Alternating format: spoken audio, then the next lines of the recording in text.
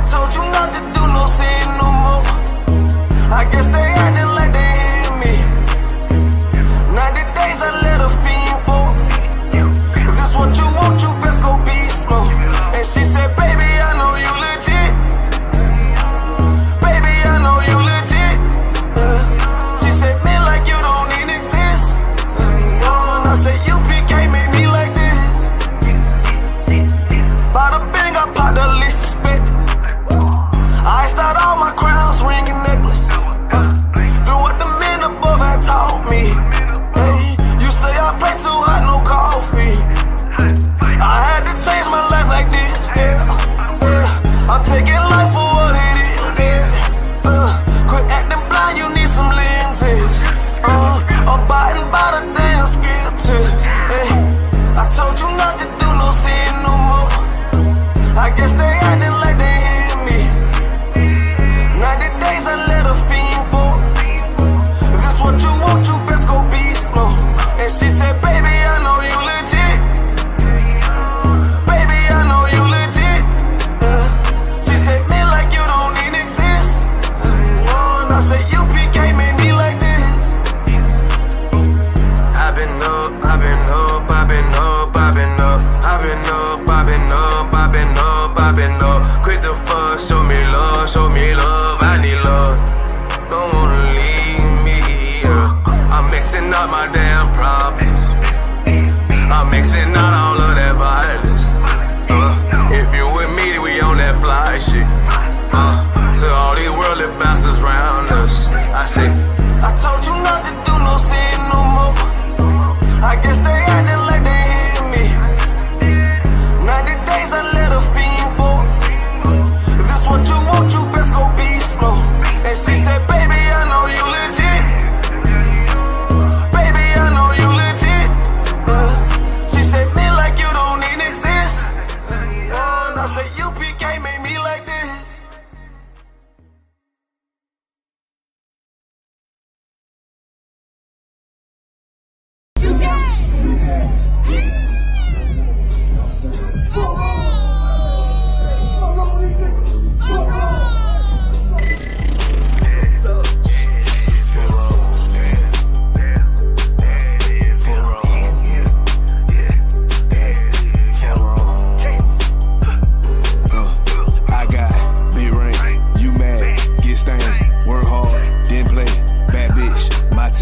We vibe, we lay, you purple, you gay, you leech ass, lil' fame, I won't war, got the same, 4 wrong.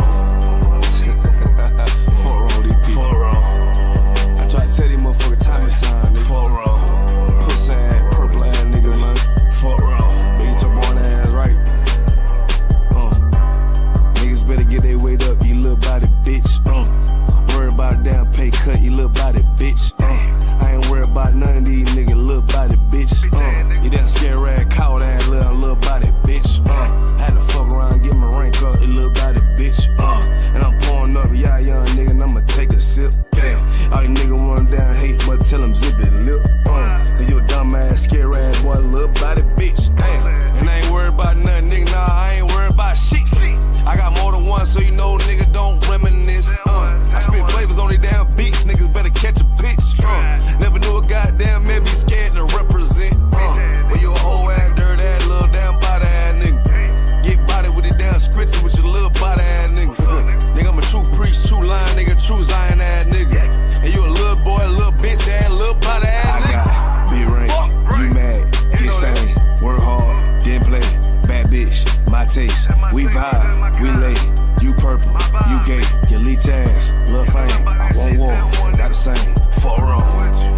4 wrong, 4 wrong, 4 wrong. I tell you, 4 wrong. You get your shit together, nigga. 4 wrong. Work it. I'ma do this shit till I rock it, you little body bitch. I'ma judge your ass like your pot, you little body bitch.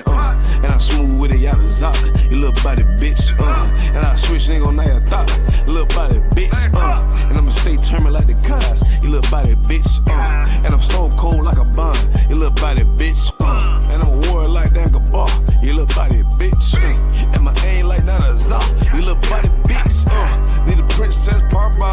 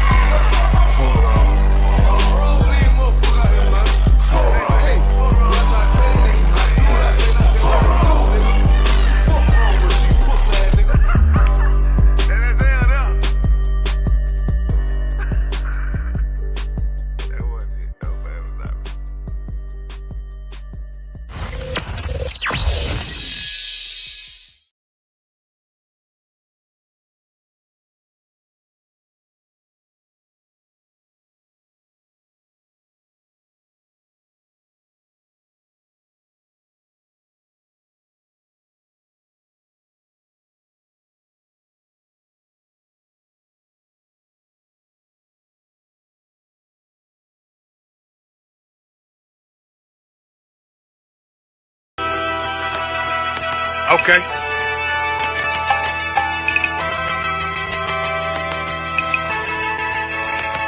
Homie, I've been... There's a king that's coming back to save our people. Now, we should be preparing ourselves for the return of our king, not stuck up in these denominations and religions that's destroying our people and destroying our nation. So when we are in this kingdom and a brother or sister is doing wickedly in this kingdom, we must tell them, look, the world is expecting you to stay docile, to stay stupid. That's what Christianity teaches our people. Teaches our people to hate one another and love the oppressor. Like, we'll never forgive one another for anything that another brother or sister do to us, but we'll forgive the oppressor in a heartbeat. There's something wrong with that, man. Imagine living your life as a whole Christian your whole life, and life's good because you're a Christian and Jesus is white and everything's going great, and there's a landslide and the earth opens up and you go downstairs and you walk through this place and you see a black Jesus, man. Why is Jesus Christ black with an afro in the catacombs, man? This predates the Renaissance period. So when you read the book of Genesis, the trees in the garden with other nations, a leaf, what does a leaf do to a tree? Cover the tree. So Adam took the covering of another nation. What's the covering of another nation? Their culture. So when the Most High saw him and said, yo, Adam, where are you, man? Why you don't mean I can't find you? You mean like who is this nigga, man? Like, where are you, man? I don't know you. Okay. So the Ba al Banya Yasha'ala wa Amarath al Hamma wa Aidya Yahweh. The Ba means speak. Al, when it's joined with something, so al Banya means what? Unto, right? Excellent. So al when it's joined with something means unto. Banya means children. Yasha'ala is Israel. So unto the children of Israel. Like if it's one thing a hoe gonna do, a hoe gonna hold. But you ain't, she can't hold if there's nobody to hold with. And the thing she said at the end, where she said, I went back and I lied to him and he still wouldn't do it. And then she threw up her hands and she said, well, he'll just be a brother. That's what he need. That's brothers. Right. If we have more brothers, hoes like her wouldn't have no outlet. There was a man in the land of Oz, his name was Job, and that man was perfect and upright. There you go, the man called Job. I think Job is what, like, afflicted. And that man was perfect and upright. Meaning what? You can be perfect, man. Job was a man like everybody else, man. Job wasn't no angel, he didn't come from the heavens. And that man was perfect. Meaning what? You can be perfect in the Bible. Being perfect is in the Bible. Had fringes on my coattail way before Jimmy. Funny how the general ain't even see a penny. Better show respect, get smoked like a chimney. Keep my name out your mouth, don't even think it. Send a real Smith at y'all, know Jada Pinkett. Both ball heads, my grain a $1.50. Lost my man to the game, that pain that stuck with me. Had to find a cheat code to the street though, cause the niggas getting foul, shoot you like a free throw. Keep spitting acid like a Mino, and the nigga be the nicest with a mean flow. Shalom. Can you hear me? Can't say we hear long clear. Most High in Christ. I'm the Captain Craft in the UK. That seems a bit of a lag. And from 1969, we've been teaching the truth according to the Bible that blacks, Hispanics, and Native Indians are the real Jews, man. You know what I mean? Big up to everybody that went to the Passover, everyone that, you know, the Passover, like, you know what I mean? When I read the Bible, that's why when I read the Bible, I see the ISUPK, man. Like, I don't see fake Israelite groups. ISUPK, the Passover was something that was possible. The Passover was something that was impossible that men made every year. The Passover was something that Joseph took his son every year to go do, man. You know what I mean? How is that speaking about you when you're in your house eating a lamb chop, man? Do you know the brothers in the ISUPK made their way to Texas? The brothers in the ISUPK that made their way to Texas, and they're not from Texas, and they couldn't fly. You know why they couldn't fly? Because ICE was after them, so they drove instead, man. The brothers out there that couldn't afford, just about could afford their flight money, so they had no check-in luggage and put everything into their carry-on luggage. These are the things that we read about in the Bible. These are sacrifices that are made that we read about in the Bible, man. Ain't no one reading about you in your house, your one lamb chop, man. Ain't no one reading about you in your house, comfortable. No, Mary and Joseph. Everyone talks about Mary and Joseph. But Mary went to the Passover while she was heavily pregnant, man. Those are the people we read about. Those are the people that you read about in the Bible making heavy sacrifices. Who's reading about you, man? You was in your house with your family, you and your one wife, man, and your one kid keeping it comfortable. We're the people who the Bible speaks of, man, that make great sacrifices, man. That take out loans to fly, man. That take time off work to fly. that drive because they can't take planes because ICE is after them, man. Sharing hotel rooms, man. Why? Because you spend all your money on the flight, so you ain't got much money to spend for hotel or two, man. You and the brother go halves on the money, man. One man sleeps on the floor, one man sleeps on the bed. These are the sacrifices that we read of in the Bible. Listen, man, the Bible's all. When you read the Bible, you read about you, man, in the ISUPK. You don't read about these Israelites, man, keeping it in their house, cozy and comfy, in their house with their wife and a one lamb chop now, man. You know what I mean? This we read about. Someone get me that. Someone get me the Feast of Unleavened Bread in Exodus 12 and about 38. You brothers did that sacrifice. You brothers, you always read the Bible and you read about how this brother did this and this brother did that, and you read about all the great works in the Bible. And guess what? Listen, if the Bible was written today, we'll have your names in there, man. If the Bible was written today, we'll talk about how great you were, man. The sacrifices you made. You read about Joseph taking his son and his wife on donkey back, man, on the back of a donkey, man, to go to Jerusalem, even though she was pregnant, man. That's the sacrifices you make, man. If the Bible was written today, we'll read about how you drove 12 hours because ICE was after you, and ICE was trying to deport you. You read about how you and a brother shared luggage, man. How you and brothers took out loans, man. How you and brothers were stranded on your way to go to America, man. Stranded on the way to go to Passover, plane issues, flight issues, losing bag luggages, the whole nine, man. This is what we read about when we read of sacrifices in the scriptures, man. Someone get me that. Someone get me 1 second.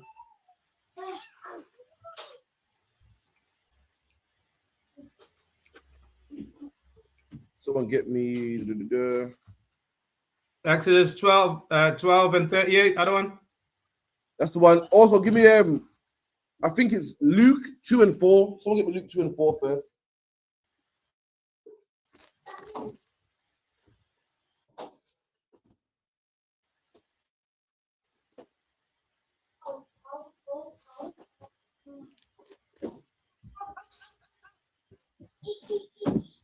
A bit choppy on my side. You got that? Anyone got that? Luke 2 and 4? Luke 2 and 4. Am I coming up choppy or? Come on. I think on my side, yeah. I think my Wi-Fi is bad. Luke 2 and 4 reads. Am I coming in nice and clear? You're too wild, other one, yeah. Guys, calm down. Well, read that Luke 2 and 4. Come on. Luke chapter 2 verse 4. And Joseph also went up from Galilee, out of the city of Nazareth into Judea, unto the city of David, which is called Joseph left from Nazareth to go to a city in Judea. And this is before planes. This is before the mega bus, before a coach, before a car. This man traveled, man. You're talking about driving 12 hours, taking a 12-hour flight. This man walked it, man, on the back of a donkey, him and his wife, man. Come on. Can't, because he was of the house and lineage of David, to be taxed with Mary, his espoused wife, being great with child. You go? And so this man traveled all the way to Bethlehem with his woman that was heavily pregnant. Walked far back to his home city, man, with his woman that was heavily pregnant, man. Swollen ankles, you know what I mean? Tired, sweating, the hot sun. Could you imagine her mouth? Could you imagine her huffing and puffing and, you know, being what's the way to do or passive aggressive and I'm tired, man. I don't know why you gotta go all the way over there for. Can you imagine what he went through? Well, you know, I can only walk so fast. You have to wait. All that he went through, man. And these are the men that we read about in the Bible. And you are them same men, man. The same men that make great sacrifices, man. It's not comfortable. You're rolling with your wife. It ain't comfortable. Kids are making noise in the plane. Kids are sitting in the car for 12 hours. It ain't comfortable, man. But it has to be done. You are the people that spoke of in the Bible, man. You're the people that men will write about in the future, man. Keep it in. Yes. Can't. And so it was that while they were there, the days were accomplished that she should be delivered. And she brought forth her firstborn son and wrapped him in swaddling clothes And there you go. laid There you go. Christ was born whilst they was going to the Passover, man. On their way to the Passover, man. And it didn't stop there. It didn't stop there. You know why? Because every year, Christ was taken to the Passover, man. Every year. You know how you're complaining, you got killing your lap. And how the white man charges basically the same price he would charge for a flight for adult. He charges the same for a child, man. And you got to make that trip anyway. But Christ's parents made the same trip, man. I don't want to hear no one moaning, man. This ain't about you. It's not personal. It's not about me. I got to make this trip. I got to make the trips expensive, man. We were all expensive for everybody, man. The sacrifice was being made long before we was born, man. Long before we came on the scene. Men were making this pilgrimage, man. Men were traveling with their wives and their children. Every man had to go to the Passover. Every man had to travel, man. Long before we even came in the truth. Long before we was even born. Long before our grandparents were born, man. The sacrifice has been getting made. Keep it in. Khan and laid him in a manger because there was no room for them in the inn. There you go. And there was no room for them in the inn. Now, when you watch the Christmas play, they say, "Oh yeah, there's no room in the inn," but they don't explain why, man. Why would there be no room in the inn? Why would there be no room in the hotels, man? Anyone know? Right. Yeah. Fully go on. Fully booked, man. Fully booked. Fully booked. Fully Why? Book out. But why would it be fully booked, man? I can get a hotel right now. Right now, if one hotel booked up, surely one's gonna be available. The only way every hotel can be booked in the whole city is if there's a major. Go on. Right, because everyone's gonna be keeping the Passover. There you go. So the no room, man. Yeah. There you go, man. There was no room, man. Why? Because there was a major event, and that major event was a Passover. Just like what? If Drake comes to town, there's gonna be no Passover. There's gonna be no hotels, man. If the carnivals be kept in Birmingham, there's gonna be no hotels, man. If Wireless or one of them festivals be popping, there's gonna be no room in the hotels, man. And the Passover was so big and so great. How dare some Christian tell me that the Passover was done away with, man? When the Passover was so big in our community that our Lord and Savior and our King, man, had to be born in the manger. Why? Because there was no room in the hotels, man. That's how packed the were, man. That's how full the were, man. That's why everyone got their flights and their hotels booked, and the inn was so booked out. Everyone had their reservation that our King had to be born in the manger. Why? Because there was no room, man. Read that again. Khan, verse 8. And there were, verse 7, because there was no room for them in the inn. And there was no room for them in the hotels, man, so they couldn't stay. So they had to stay outside in a barn, man. Come on. Khan. And there were in the same country shepherds abiding in the field, keeping watch over their flock by night. Right. So what verse you at? Verse 9. Give me verse 42. Come on. No, give me, in fact, start from 41. Come, verse 41.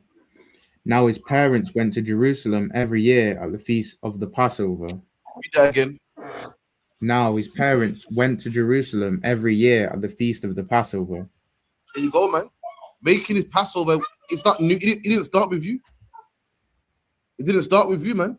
I know you like to think me, and I can't afford this, and I this, and I got it. This is gonna kill him to my savings, and I can't travel with all these kids. And I'm tired. His parents made this same pilgrimage you made every single year, man. Every single year, man. Say about you. It must have been rough. Before Christ could walk, before Christ was 30 years old, it must have been 1, it must have been 2, it must have been 3, 4. You know how hard it is to walk with a child. Even when he's walking, it's still hard, man. Kids are moaning about water. I'm moaning about my legs are hurting me. I'm moaning about are we there yet and all that type of stuff there, man. That pilgrimage had to be made, man. That journey had to be made, man. And we're going to keep making it, man.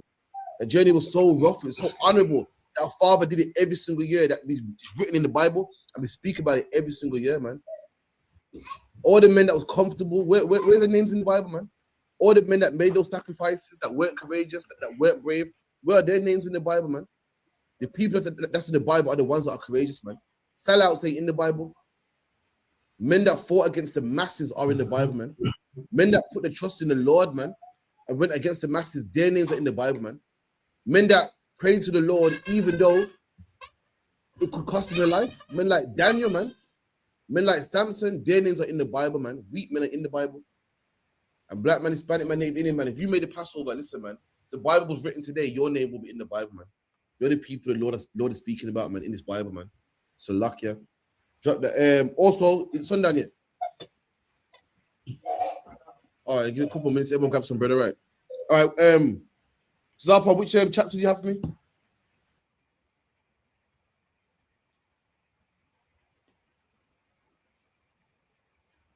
Zapa, what chapter and verse did the title hold?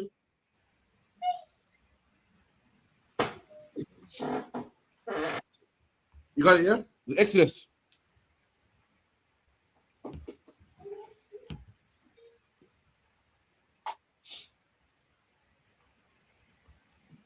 So I can hear me.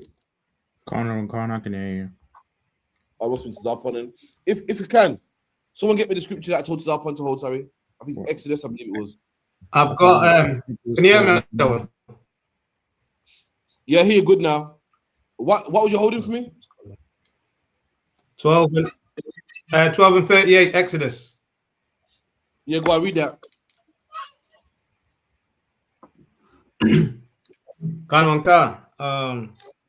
Exodus chapter 12, verse 38. And a mixed multitude went up also with them, and the flocks and herds, even very much cattle.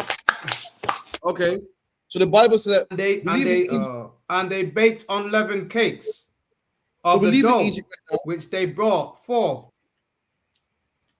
Okay, I think they lag. Sorry, Zapa, refresh your computer. Haban, if you could read that in the meantime. Of the dough. Exodus chapter 12,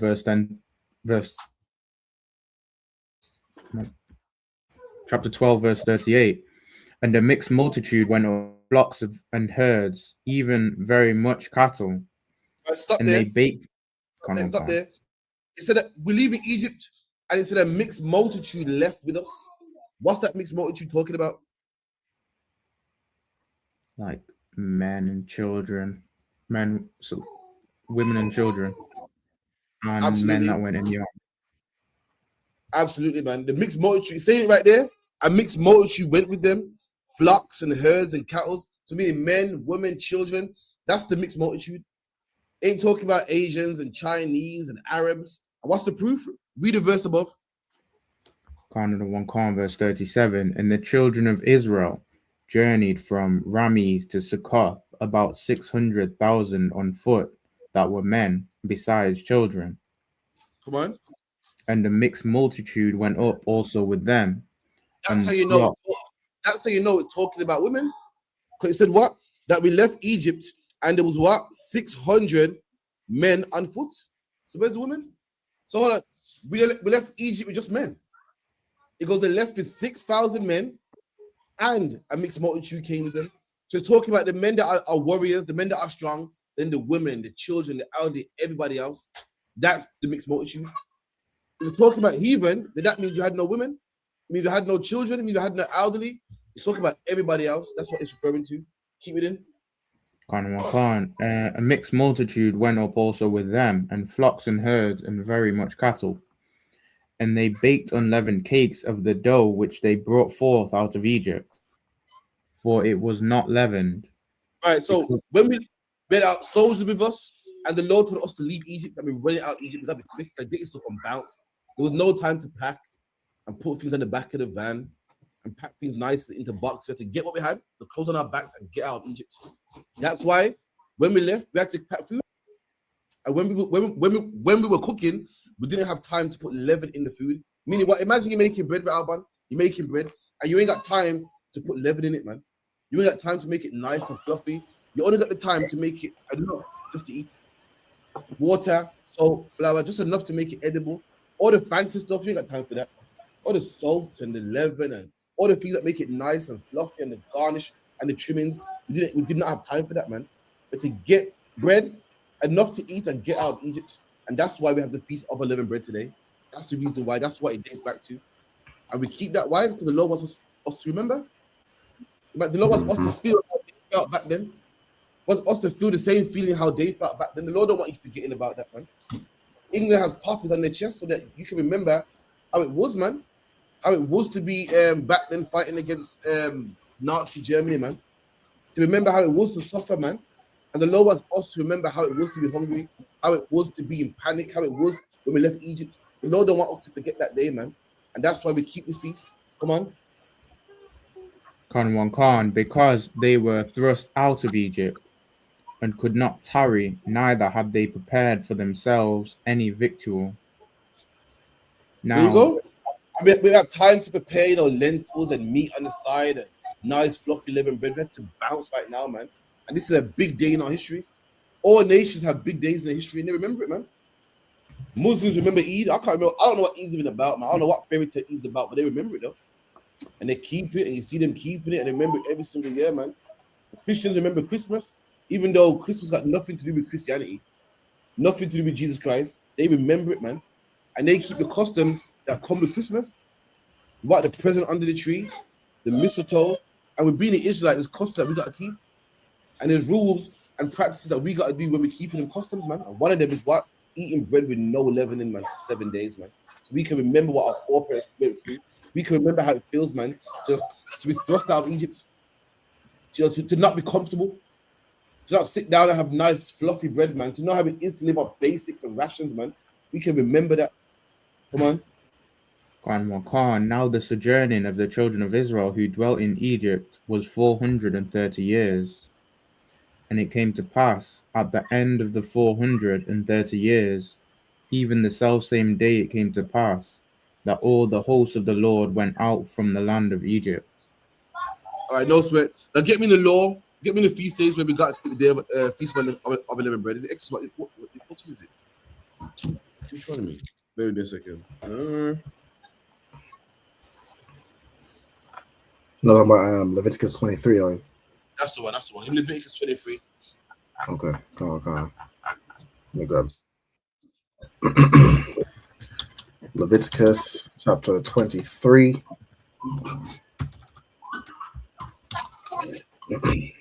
Leviticus chapter 23 and verse 4.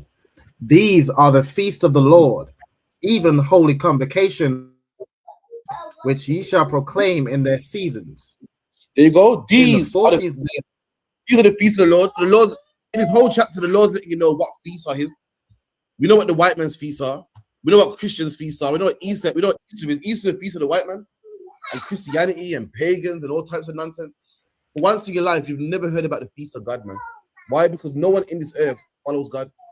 No one in this earth follows the Most High. Everybody in this earth wants to follow the white man or the Arabs or the Chinese. But let me tell you something, black man. These what we're reading right here, the feast of the Lord, the feast that the Lord wants you to celebrate, man. And you're gonna find out it's not Christmas, it's not Easter, it's not Eid, it's not Kwanzaa, it's not any other garbage that people celebrate today, man. Come on. Khan. In the 14th day of the first month at even is the Lord's Passover. Right, the 14th day of the first month, man. Which was what? Last week Saturday?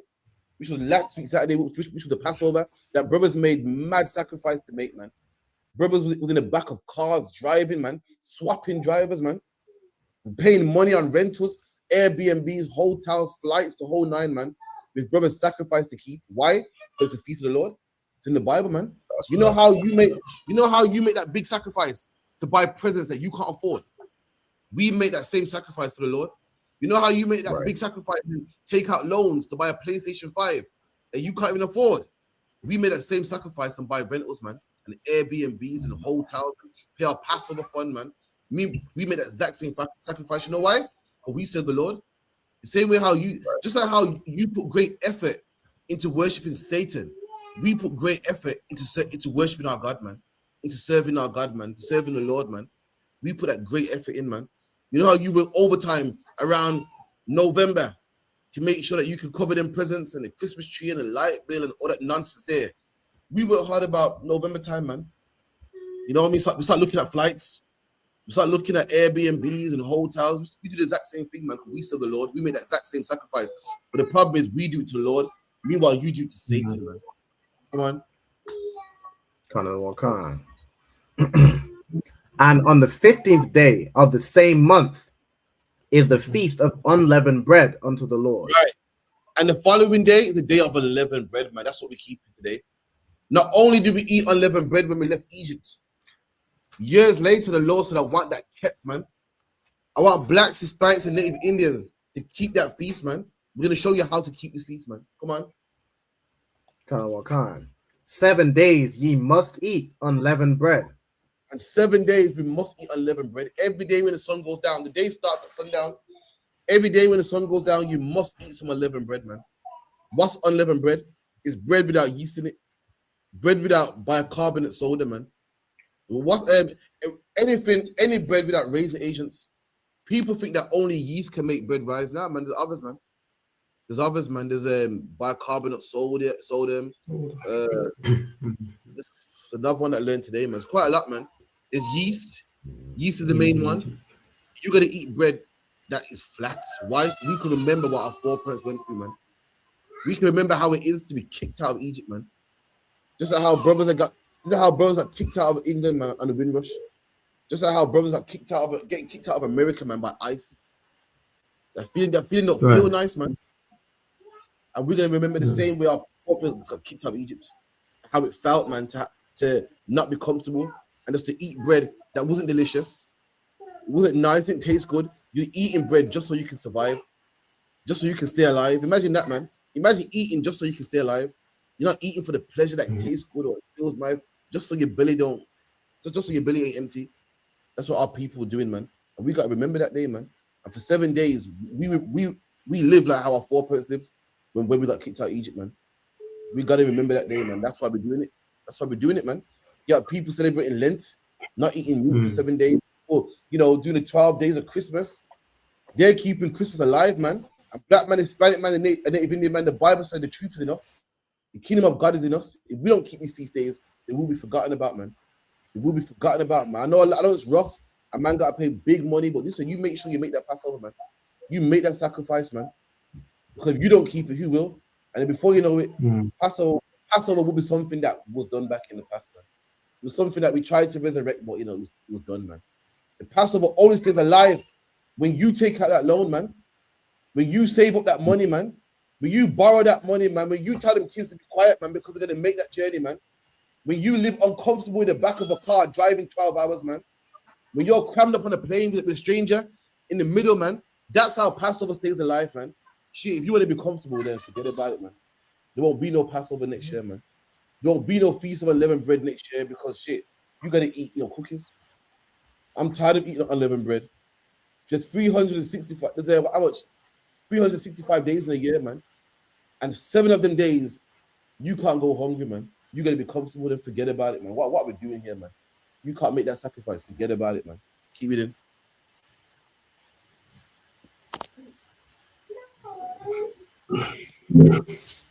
Khan. 7 days ye must eat unleavened bread. Verse 7. In the first day ye shall have an holy convocation. Right. Ye shall do no servile work therein. It's a 7-day feast. The first day of the feast is a holy convocation, meaning what? A holy gathering, man. A holy gathering, meaning there's gatherings where brothers come together to play cards and play pool. And there's a gathering that you come together for the Lord, man. The first day is the gathering for the Lord. And guess what? That day was so holy, that day was so precious. It was so good that the Lord said everybody gets a day off work, man. Everyone has a day off work, man. You know how you got the day in England, we got something called bank holidays, where anyone ever heard of a day called May Day in England? So in England, we got something called May Day, and the first Monday of May is a bank holiday. Nobody goes to work, and the last Monday of May is also a bank holiday. But the Lord had something similar with the day of unleavened bread, man. With the feast of unleavened bread, the Lord wanted everybody to keep it so much that the first day, no one could work. Everyone got that day off work, man. And the last day of the 7-day feast, day off work again. This was a bank holiday back then, man. So everyone gets to enjoy it, man. No man can say, oh, man, I couldn't keep the feast with my family. I was too busy slaving. Your boss wasn't allowed to make you work on that day, man. Your boss wasn't allowed to say, listen, what time do you call this? You must come in today. I don't care what no one says. You must come in. Your boss wasn't allowed. It was illegal for any man to force you to work. because the Lord wanted you to keep this feast. That's how important it was, man. And something like that, we can't forget. We can't forget something like that. How is it people are putting practice and emphasis and effort into it? Listen, you got man putting effort into keeping Christmas alive, man. When there's no fat man in a red suit that comes down your chimney, and that you want to keep alive. There's no bunnies that lay eggs, man, and that you want to keep alive. Now, meanwhile, black man, this what we're reading about is your history, man. Your history, black men like you, man, your grandparents, man, great grandparents, man, men of the Bible went through this, man, experienced this. This is what you should be celebrating, but instead, you want to celebrate something that's not only not our culture, but it's also make believe, man. You want to keep something alive, you want to go broke over something that's make believe, man. You want to ruin families and go crazy and take out loans and pay big money over something that's big in make believe, man. Meanwhile, black man, this is what you should keep alive. This feast day, what we keep it today, is about you. This is how you got here, man. It's about your culture, man. It's where you come from. But now we want to keep a day where a man flies through a chimney and there's 7 reindeers that fly through the globe. That we want to keep alive, man. That we want to take part in that. We go to work and we spend money on strangers that we don't even know, man. We go to the Christmas party and sit down with people that we don't even like, man. There's no man on planet Earth that likes his manager, man. Your manager, everyone knows your manager's an arsehole, man. Everyone can't stand him, man. But guess what? Christmas time, you drink an eggnog with him, man. Smile and laugh in his face, man. You're willing to make them sacrifices for a manager that you can't stand, man. Meanwhile, your brothers, you can't even break bread with us on Passover, man. You can't spend a couple grand with us on Passover. You can't make the sacrifice, man. We're not worth the money you see to that one. Yeah, I ain't sitting on the cross. I can't stand him anyway. Get some nerves, man. I ain't spending a grand. Sit down with them niggas. But a grand for Christmas, yeah, that's worth it, man. That's worth it, man. A grand to put towards my new car, yeah, that's worth it, man. I'll spend that, boy. See, you man ain't worth. See, I don't want. I've got to go Passover with a grand, man. It's a grand. The base is that something worth it. Man will part with the money. Something you can. The Bible says, "What man, where a man's treasure is, that's where his heart is." Where a man's willing to go broke, a man goes, "Boy, I got a grand saved up and I'll put towards a car, man." That's where his heart is, man. But the man's like, "I got a grand in saving, but I don't really want to blow it on the Lord." You know, he's letting you know, man. He's letting you know. You serve the Lord if it's comfortable, but it's uncomfortable. I ain't doing it, man. I ain't really doing it. I don't want to pick on no extra shit, man. I'm tired, man. He's letting you know what he seems. He's letting you know what he considers important. And some brothers, the truth ain't important as they think. They're not in the truth like they're not in the truth as much as they make out, or as much as they think they are. In their mind, I'm in the truth 10 toes down, man. I'm in the truth. Did they think they are? I give them that they think they are, man. And when it comes to that money, so Passover coming around the corner, yeah, I thought about it, man. Ain't gonna be able to make it, man. Have you seen the prices? Now, a man that wants to come to Passover and say, "I've seen the prices," yeah, man. I'm working on it, man. Trying to see what I can do, man. A man that gives up on the first hurdle, yeah, look, no way, I'm going there. Too expensive, no. That man ain't the truth as he thinks he is, man. If it was for that car or for that woman, he'll give that woman that money, man. Yeah, because you know my woman needs that money, so she gotta get it, man. Your grandma needs that money, man. So needs that money. My daughter got, she's 16 and she wants to buy a car, man. I'm gonna give her that money, man. That's where your heart is, man. It's like it is.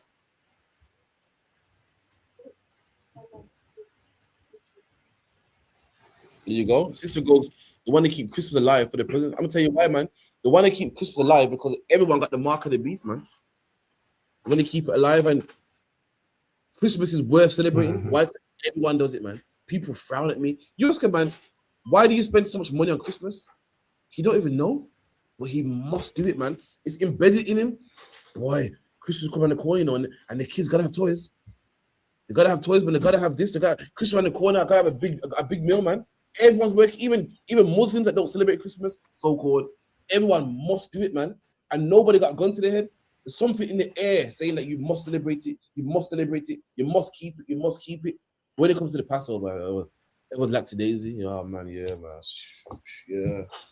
Boy, I looked at it and make it, but Christmas now it must be done. There's no man out there in the world on planet Earth that ain't celebrating Christmas. Broke, rich, not so rich. Everyone celebrates Christmas, man. And I don't care if you're broke on drugs. Your kids is getting the latest toy, man. Your kids is getting them trainers that they're gonna get them trainers. The trainers that they asked for, that they wanted, they are going to get them, man. I don't care how broke you are, you're going to make the sacrifice. There's no way you can go home empty-handed, man. I don't care if you're broke. I don't care if you're on JSA and job seeker allowance. The kids are getting that PlayStation. They're going to get it, man. They're going to get it. There's no kid on Christmas with a long face talking about, I didn't get what I wanted, man. None. You show me that child, man. They're all getting it, man. Why? Because that's worth the sacrifice. Likewise, black man, we got to keep the same sacrifice when it comes to keeping the Passover, man. When it comes to keeping any law or any feast day, we got to make that same sacrifice. Sacrifice.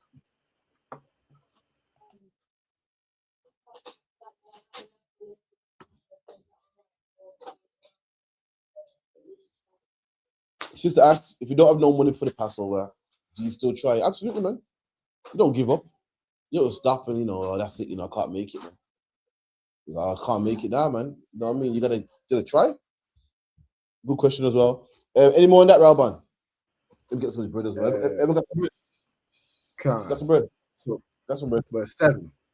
In the first day ye shall have an holy convocation, ye shall do no servile work therein, but ye shall offer an offering made by fire unto the Lord 7 days. In the seventh day is an holy convocation. Ye shall do no servile work therein. And at the end of the 7-day period, there's another holy convocation. That day is Sunday, man. That's where we're going to be right here. Remembering this day. Remember what our foreparents went through. And we're going to drink and laugh and have a wonderful time. And we're gonna either take the next day off after slavery, or we're gonna go to slavery, man. We're gonna go to slavery tired. But either way, this must be kept, man. That's sacrifice we gotta keep, man. Right. Sacrifice we gotta keep, man. Why? Because we want to keep this day alive. This is what we love, man. This commemorates our culture, man. And if we can't keep this day because of slavery in the West, I would come, sir, but I'm working the Monday, man, and forget about it, man. What are we doing here, man? The East Indian man celebrates Eid. When he comes to England, being a Muslim was looked upon like, what's that? You feel he cared what people thought? And now look at Eid today, man. He's global, man. He's known all over England. It's damn near a national holiday. Give him 5 more years, man. Eid will be a national holiday. You brothers have the day off work because of Eid, even though you're not Muslim, man. And that came with what? Sacrifice, man. If we can't make the sacrifices, then what are we doing here, man? Come on, Warriors. Any more? That's it on the unleavened bread. It then goes into first fruits. No problem. Any questions?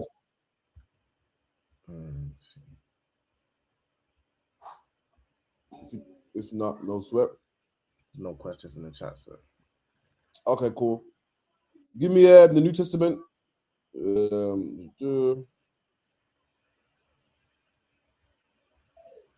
Give me 1 Corinthians 5 and 1.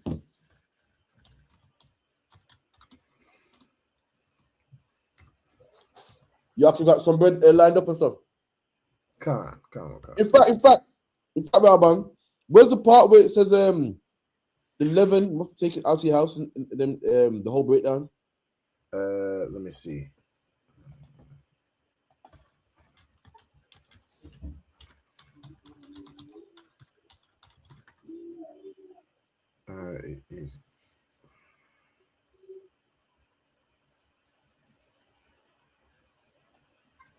This bread is good too, man. What kind of bread you man got around there? I got this flatbread that I made. Damn, I see. You fry it or bake it? Yeah, I made it. I just bake it. I like bake it in the pan. Almost like cooking like a pancake. But that's fried, man. That's fried, man. It's oil in there. Man, it's not fried because it ain't like submerged in oil. I wouldn't say. No, is oil in there? Touch your oil or butter. I suppose. Oh, that's fried, man. All right. Okay. It's in the oven, man. Oh, that's the oven thing. All right. Okay. All right. Come on, man. for anyone out there, you even can get creative with it, man. Put some honey on it. So sit down, please. So whatever you gotta do, man. But you must eat unleavened bread for 7 days, man. You know what I mean? Right. You got that part where you take the leave it out your house and stuff. I think it's here in it's either in hold on. Exodus 12:15. Hold on. If I check Exodus 12. Careful.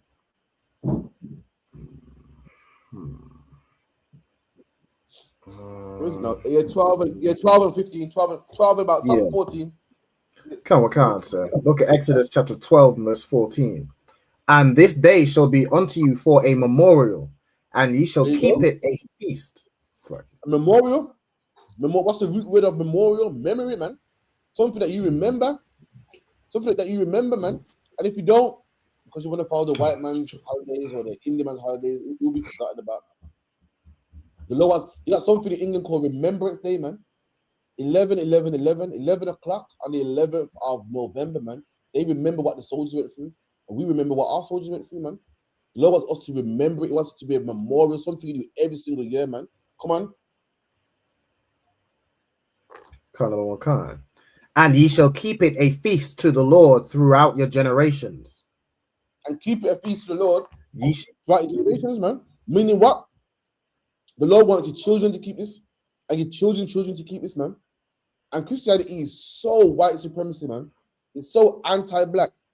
Christianity will have you remember Remembrance Day, have you remember reindeers and bunnies that lay eggs and so forth. But anything pro-black, he wants you to forget about, man. They say, oh, the Lord's done away with that. That's in the past, man. You mean tell me the Lord parted the Red Sea, got the Israelites out of slavery and bondage, and we must forget about all that? Joseph was a black man that took his kid to the Passover every single year, man. And guess what? According to Christianity, Joseph ain't Christ's father, man. So really, the black man don't get no credit for that, man. Don't that sound familiar? That sounds like white supremacy, man, where black men don't get no credit. Sounds like white supremacy where black men are nothing but deadbeats, man. Black men are nothing but criminals and we don't get no credit, man. That's Christianity, man. Where our culture, forget about that. That's in the past. Don't keep that no more. Don't remember that no more. For this is. Don't remember none of that. Let's remember the days where bunnies lay eggs. Let's remember a man flying through the whole globe, you know. Imagine Santa Claus allegedly goes throughout the whole globe. I would say 24 hours, but he does it only at nighttime. In one night, man, they go through the whole globe and gives everybody presents, man. That's ridiculous. And we remember that. Let me tell you something, man. Christmas is only possible in places like France, England, and America, man. So ignorant that they don't have chimneys. They don't have chimneys in third world countries, man. They got chimneys in the Sahara Desert and in the rainforest. But in the white countries, they have chimneys, man. It is white supremacy sacrifices.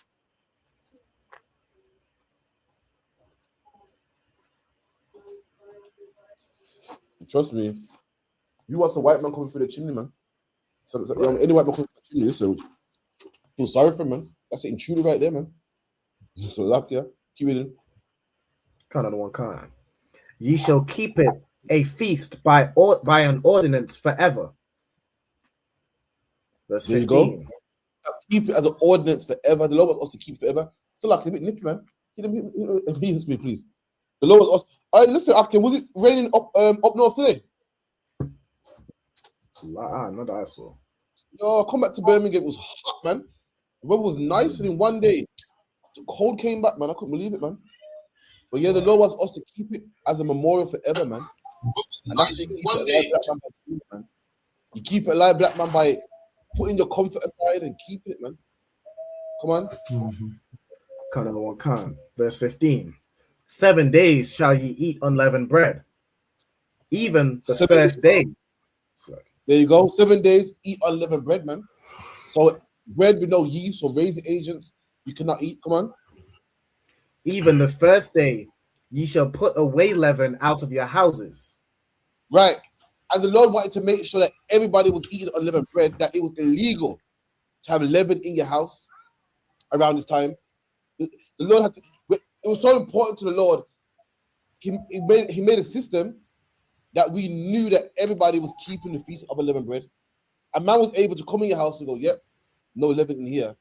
Yep, no cookies in here. Yeah, but Alban's guilt-free, man. He ain't cheating, he ain't lying. He's an honorable man. Unleavened bread had to be out your house, out of your living quarters, man. You can have it in the shed, in the boot of your car, you know, in the conservatory, anywhere but not in your house, anywhere where you could access it, man. It had to be clear that if a man saw it, a man would say, oh, no, Alban ain't eating no leavened bread. Because why? Because 11 was locked away in a trunk somewhere, man. It was locked away in the basement. He eating 11. The Lord wanted it out of our houses, man, so we knew it was clear that this man weren't no traitor, man. It was clear that this man weren't no some selfish bastard, man, that all he could care about was his stomach throughout these 7 days, man. That couldn't remember his 4 parents for 7 days. He's so greedy to that one. He couldn't remember his 4 parents. He couldn't keep this memorial going, man. Because such a greedy bastard, man, and he got cookies. God forbid he couldn't go without cookies for 7 days, man. We had a system in place that we could find niggas like him, man, and we could deal with them, man. Come on. For whosoever eateth leavened bread from the first day until the 7th day, that soul shall be cut off from Israel. And that any man that ate unleavened bread during the season, he had to go, man. He couldn't be one of us. He couldn't be one. You know how black men hate coons. You know how black men hate Jesse Peterson. We hate black men can't stand men like Chris Eubank, man. Why? Because while we're speaking pat, we're going through rough times. You got this posh man speak like a white man. You got this posh man not going through what we went through. You can't stand him, man. But black men say he one of us. But guess what? If you didn't keep the Passover, you weren't one of us, man. We couldn't stand you neither. You was eating while we was all suffering, eating unleavened bread, and you was eating cookies and nice stuff with bread. Like, look at this sellout nigga, man. Look at this sellout, man. Look at this bounty, man. He couldn't be one of us. Just like how Eubank can't be one of us. Why? Because when we're suffering, being stopped to frisk by the police, he's living lavish. Like, look at this man, he's suffering like how we're suffering. And we felt the same way about a man eating leaven around the day of unleavened bread, man. You couldn't stand this man. This man wasn't one of us. This man was a sellout, man. Disgusting. It was horrible to be around. We couldn't have him around us, man. He had to go. That man was cut off. That man was no longer an Israelite, man. That man was a Gentile, man. Couldn't live amongst us. Since he wants to be a Gentile so much, he had to go live with them. He had to go work with them. That's how serious the Lord took this feast, man. Read that again. Another one come. For whosoever eateth leavened bread from the first day until the 7th day, that soul shall be cut off from Israel. There you go. That soul, that person will be cut off amongst us, man. You know how you cut off your child? You cut them off. And guess what? When you cut your child off, he's no longer your child, man. If you got a brother and he does sex with your woman, you go, you know what, for now on, I'm cutting you off, man. What does that mean? For now on, it's no longer your brother, man. And if we cut somebody off, from amongst the Israelites, what? They're no longer Israelite, man. They ain't one of us. You know why? Israelites keep the feast of unleavened bread. Since you don't want to keep it, you're no longer one of us, man. You can't be around us. You can't live around one of us. Couldn't marry one of our daughters. You're mad. Nah, man, you got to go out there and work for the heathen, man. And we were excommunicated, man. We would literally cut him off. Imagine that, man. Imagine back then being cut off from being an Israelite, man. You got to walk the streets, walk the forest, man. Find another land, walk the forest, and find someone else that will take you in, man. Find someone else that won't kill you on sight. Find some another nation, some nomads, man, that won't enslave you and put you in chains and make you work for free, man. That's what happened to you. Since you didn't want to be one of us, since you didn't want to suffer like one of us, you didn't want to keep our customs, it was too horrible to keep, man. Then go be with the Moabites, man. That's if they don't put you in chains. If they don't enslave you, if they don't kill you first, go do that, man. Come on. Another one come. And in the verse 16, and in the first day there shall be an holy convocation, and in the 7th day there shall be a holy convocation to you. Just like what we read. Just like what we read earlier, the day that a man got the day of work. That's how precious it was, man. That man got the day of work, man. An employer couldn't force a man to work that day. An employer couldn't make you work in the field. You had to be at home enjoying that day with your family, man. That was time off. Drop that. So I'm gonna give you what's the next one I want now? Give me 1 Corinthians 5 and about start on 1.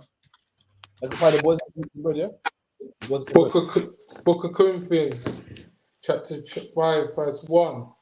And it was reported commonly that there is fornication among you, and such fornication as is not as much as named among the Gentiles. All right, no sweat. Skip down to verse 6. Your verse 6, your glorifying is not good, knowing ye not that a little leaven leaveneth the whole lump. Right, so imagine this. The Feast of Unleavened Bread was so big in our nation that Paul was using brothers being puffed up to using leaven as an analogy. Now you can't use an analogy for something that people can't relate to. So Paul said, listen, Akim, don't you know that a little leaveneth the whole lump? Meaning, if you got a lump of bread and you put a bit of leaven in there, the whole lump is gonna rise. The whole lump is gonna get baked up and be nice and fluffy. Paul used this example. Why? Why didn't Paul use another example? Paul used this example. Why? Because brothers were keeping the Feast of Unleavened Bread, man. Brothers knew that leaven made bread nice and fluffy, and that's why Paul used this example. So even in the time of Paul, brothers were still keeping his feast, man. Come on. Verse 7. Purge out therefore the old leaven, that ye may be a new lump. There you go. So Paul's using leaven as an analogy for sin. And Paul saying you can't have no sin in you. Because a little sin will make you stumble, a little sin will make you go off. A little sin, if you feed it long enough, you start doing one thing and you end up doing more. So Paul said a little leaven will leaven the whole lump. Just like how sin, a little bit of sin will cause you to be more. Therefore, purge out all the sin. Therefore, purge out all the leaven. Be unleavened, man. Christ is using, Paul is using being a new man. He used that an analogy with keeping the feast of unleavened bread. Come on. As ye are unleavened, for even Christ, our Passover, is sacrificed for us. There you go. So Christ is our Passover lamb. Now, to that point, is Christ literally our Passover lamb?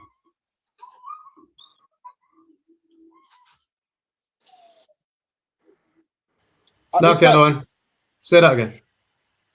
Jesus Christ is our Passover lamb. Is Christ literally our Passover lamb? Yeah. No.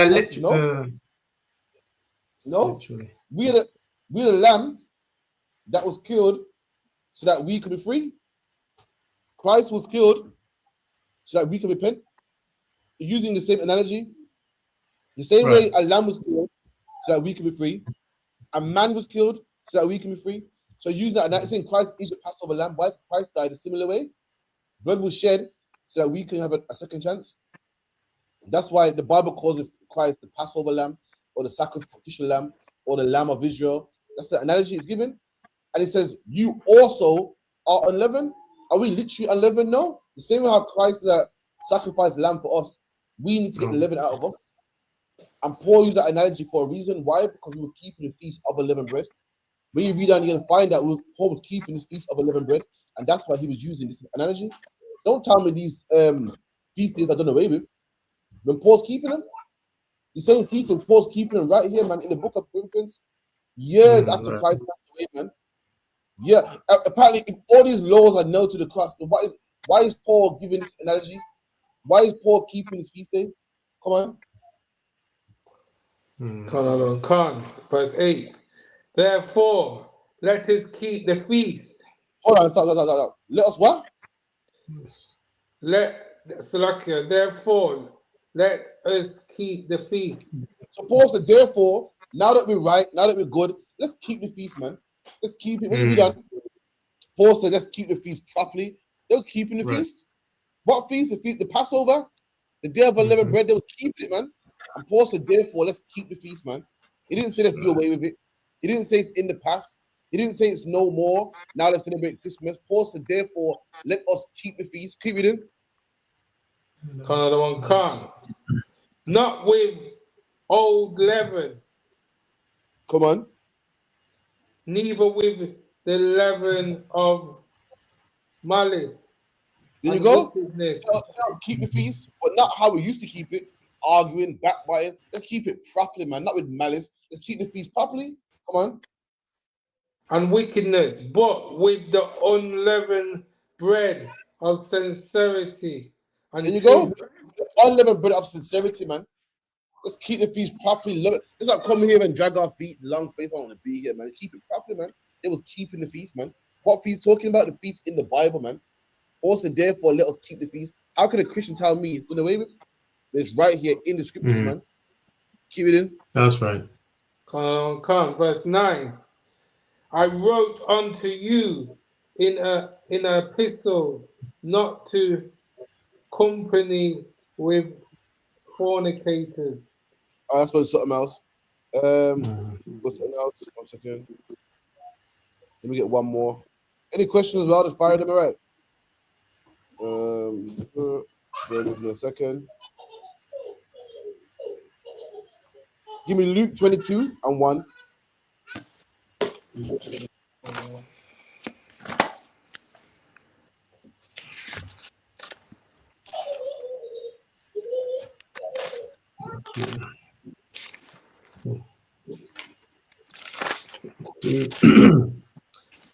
Luke chapter 22 and verse 1. Now the feast of unleavened bread drew nigh. Hold on. In the time of Christ, they was keeping the feast of unleavened bread, man. In the time of Christ, unleavened bread is the day after the Passover. Christ was keeping the feast of unleavened bread. Why is it mentioned here? And that's the problem with the Bible, man. That's the problem. Not with the Bible, sorry, with Christians that can't understand the Bible. Every book you read has context, man. Christians pick up this book, just pick it up, knowing nothing about the Old Testament, nothing about the history, nothing about how the Jews lived, and they think they can understand the book. That is ridiculous, man. That's why we got all these. That's why we got a debate, Christians, and that's why there's so much debates. That's why people don't believe. That's why we got to break down who the Gentiles are, because for some reason Christians have picked up the Bible and it's read God loved the world. There you go. You got to know the context, man, the history. And in the Old Testament, we had a feast day called the Feast of Unleavened Bread. And in the New Testament, it's still there. But Christians believe that I got to know the Old Testament, man. All I got to know is about Christ and all that stuff there. But if that's the case, without the Old Testament, how would you know what you're reading, man? How would you know what the Feast of Unleavened Bread even is? How would you know? You need to read the Old Testament. Man. You need to know the history, the background, man. Come on. Christ is our Passover lamb. Come on.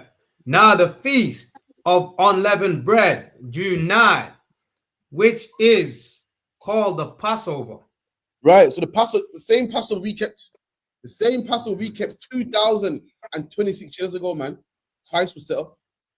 That's a man. When we was in Texas, having a laugh and joke and eating 2026 years ago on the same day, last week Saturday, our king was set up, man, by Judas. Our king was killed, man, and whipped on his back, man.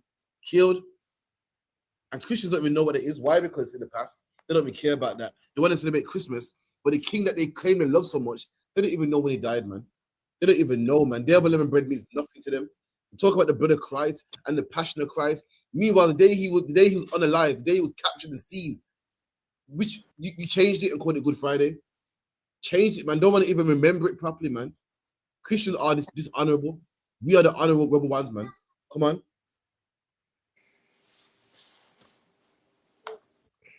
Verse 2. Come on. And the chief priests and scribes sought how they might kill him, and for they feared the people. Imagine that. The chief priests and scribes, man. Who's the chief? The word chief means like the most important, or the head man at the top.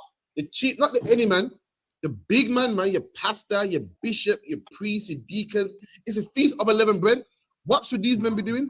Does anyone know what they should be doing? Keeping the feast. Slacking. Should be keeping the feast. Should be baking bread, doing prayer, burning incense. But instead, guess what these men are doing? See about talking about, yeah, man, how are we going to kill Christ, man? You know what I mean? They see about thinking, yeah, like today, the chief priests and scribes, the Christian pastors should be out there feeding black people, man. Should be out there clothing black people, Now instead, what they want to do? They want to think of ways how they can confound Catholic society, man. Thinking of so I want to debate you next, man. We were on the streets waking up blacks, Hispanics, Native Indians, and no one cares about that. People that love people. He said people that got so much love in their heart, man. I love so much, man. They got so loving, and the ISUPK became so wicked and so racist. But meanwhile, no one goes, you know what? You man are good for helping black people, man. Instead, you want to argue with us. You're not a racist, man. No one goes, you know what? You do more than what I'm doing. You didn't bet more than me. I've helped nobody in my life. I've helped nobody, man. At least you're not helping black people. I'll give you that at least, man. You don't get that. Why? Because when everyone's supposed to be helping us, too busy hating us, man. Christ had the exact same problem. And he came from where? The top, the head. I'm telling Christian pastors, say, you know what? Good on you, man. You're helping black people. All they can think about is that we're not helping other people. Can you believe that's up one? Cancer research only helps niggas with cancer. Only. And no one goes, you lot are racist. What about AIDS? Right. What about diabetes? People say, you know what, good man. You do a good job with that cancer, man. Yeah, man. You know what I mean? AIDS research only helps people with AIDS. No one goes, well, what about cancer? People that have cancer too. But guess what? The ISUPK only helps black people, man. And no one goes, well, that's right.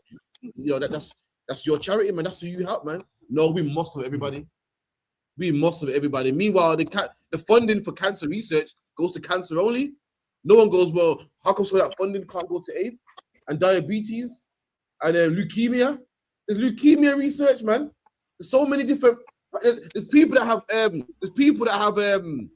charities for dogs, man. No one says, but what about the poor kids in Africa? There's charities for starving kids in Africa. There's charities for starving kids in China. There's charities for starving kids in India, man. There's Comic Relief. There's charities for starving kids in England, man. And no one goes, well, what about the Africans, man? You man got something for English people. What about the Africans? No. But for some reason, when we love black people, we're racist. And we must have everybody else. Excuse me, man. And that's Christ had the same problem. These men, just instead of doing what was right, they're thinking about how can we kill this man. This man was undermined, man. It's just how we're undermined. Just like how racist we are for helping black people. That's all they can think about, man. They don't think about how cancer research only helps cancer patients. They don't think about all the good we do for black people. All they can think is that we don't accept white people, man. All they can think about is that we told a white guy that we won't give him a burger at our cookout, man. All they can think about is that we told an African man that he can't come into a Passover with his white woman and we kicked him out, man. That's all they can think about, man. For that reason, Akim, they can't stand us. For that reason, Akim, they come out their house and put their hand up. Excuse me, I got a question.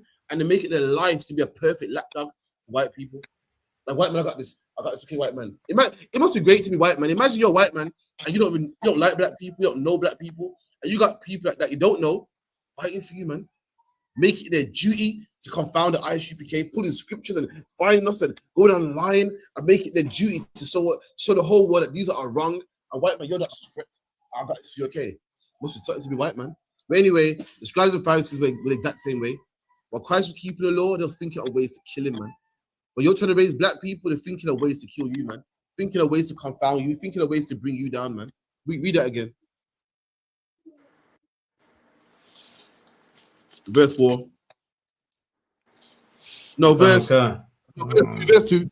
Verse 4. 3, Slack. Do you want me to skip? 2. I want 2 again. Oh, read 2 again. Yeah. And the chief priests and scribes sought how they might kill him, for they feared the people. See there? And not only were the wicked, they thought how to kill him, like, right, how are we going to kill him, man? If this man was wicked, like, you don't seek how you're going to catch a thief. A thief is stealing, you lock him up, but they knew Christ was innocent, man. That's why they were sitting down thinking, how are we going to kill him, man? Because, boy, we fear the people. And if we grab an innocent man, what's going to happen? They're going to go crazy, man. Like when Mark Duggan died, and Mark Duggan didn't have a gun, what did the people do? Riots? What the fuck? This is an outrage, man. You can't come to our neighborhoods killing people. What the fuck you think you're doing? Burning down shops, burning down houses. They knew Christ was innocent. And they thought, I want to kill him, Well, how are we going to do it, man? How are we going to get around this, man? That's how wicked they were, man. These chief priests and elders, man, that was so great. Everybody went to, man, and knew the law so well. Not only did they kill an innocent man, they even thought, how are we going to kill an innocent man? On the feast day, man. Could have killed him any other day, man. But the only thing on their mind was, how can we kill this innocent man? Why? Because they were jealous. They were jealous because people was coming for him for advice, coming for him for miracles. And I thought, shit, man, we got to do something about this. Come on. Khan. Then entered Satan into Judas, surnamed Iscariot, Read that being again. of the number of the 12. Read that again.